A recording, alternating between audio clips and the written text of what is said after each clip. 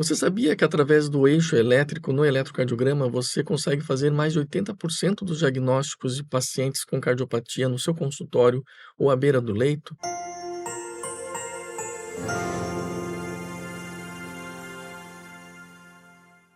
Bem-vindos ao canal TNCG. Aqui nós falamos de eletrocardiografia com viés médico profissional. Se você tem interesse nessa área, clique no link para se inscrever e no botão do sininho para novas notificações. Sou Alessandro Kraemer, tenho mais de 30 anos de experiência com esse método de eletrocardiograma. É a minha ferramenta de trabalho especial como eletrofisiologista. Se você me acompanhar nesta série de 7 vídeos, você vai descobrir como calcular o eixo elétrico no eletrocardiograma. O tradicional, quando nós falamos em eixo elétrico cardíaco, é ensiná-lo através da rosa dos ventos, não do jeito que a gente ensinou no vídeo anterior, dividindo D1 por AVF e encontrando a sua cotangente. Mas por que os livros falam sobre métodos outros e não sobre o método de D1 sobre AVF?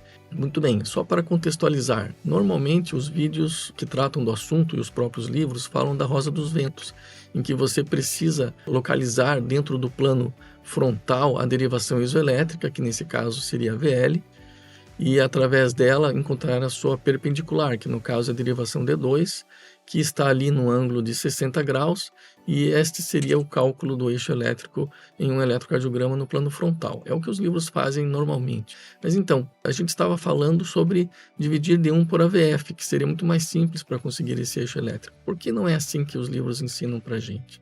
Bom, a técnica da rosa dos ventos, ela é uma técnica mais relativa. As derivações que se encontram lá são todas analisadas ao mesmo tempo. E quando isso acontece, se uma derivação sofre efeitos de tórax, efeitos que estão relacionados ao triângulo de Einthoven ou das populações que estão sendo analisadas, essas imperfeições são relativizadas entre todas as derivações. Isso faz com que a rosa dos ventos consiga te dar um ângulo um pouco mais próximo da realidade. Mas D1 e AVF, apesar de ser um cálculo absoluto e, portanto, não adaptável, na maioria das vezes conseguem chegar a um resultado muito próximo do que a rosa dos ventos obteria. Outras desvantagens sobre D1 e AVF é justamente o fato de que D1 é uma derivação bipolar, enquanto AVF é uma derivação unipolar. Então, nós estaríamos fazendo algo como dividir centímetros por milímetros, então as unidades não seriam equivalentes o suficiente para um cálculo adequado.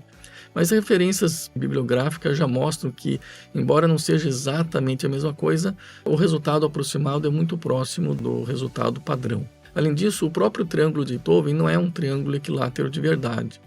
Isso quer dizer que a rosa dos ventos, ela não deveria ser assim. Na verdade, a rosa dos ventos é desse jeito. E aí fica meio óbvio você observar que fazer D1 sobre AVF não é exatamente uma coisa muito correta, muito adequada.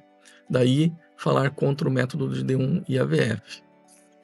Essas imperfeições do tórax acontecem porque o coração ele não está localizado no centro do tórax. Na verdade, ele está numa posição excêntrica e está rodeado de pulmão. Então, o ar, o tecido aéreo que circunda o pulmão e o coração, ele atrapalha a condução elétrica e isso também vai fazer com que a condutividade elétrica do tórax seja imperfeita. Mas, na verdade, como todos nós temos esse tecido pulmonar e esse coração excêntrico, essas assimetrias do triângulo de Einthoven no tórax acabam respeitando uma curva de Gauss.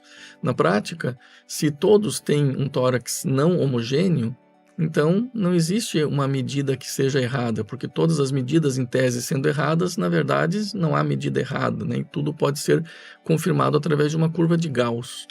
Einthoven ele sabia disso quando criou o conceito de triângulo equilátero. Isso era apenas um conceito mais didático para explicar o método que ele estava buscando, de registro do eletrocardiograma. Apenas como curiosidade, porque não vamos falar sobre isso aqui, o vetocardiograma, o VCG ou monocardiograma, como era antigamente conhecido, corrige esses defeitos.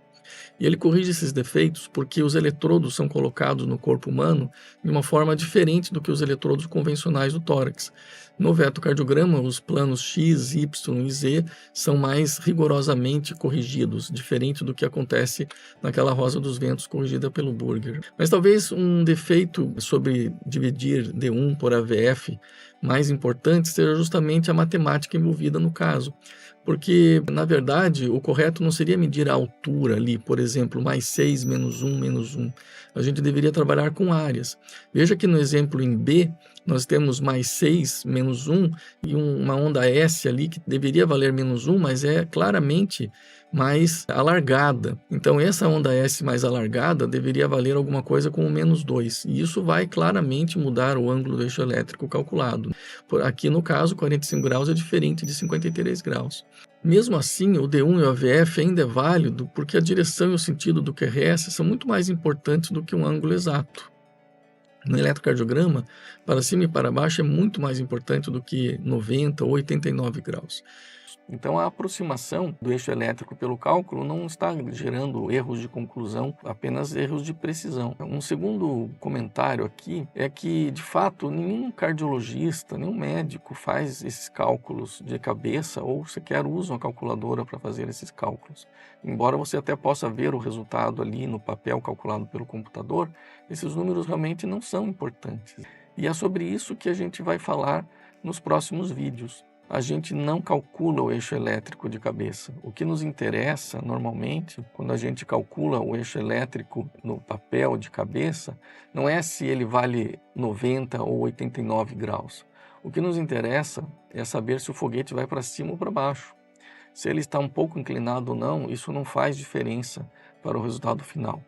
E é exatamente isso que a gente vai conversar no vídeo a seguir.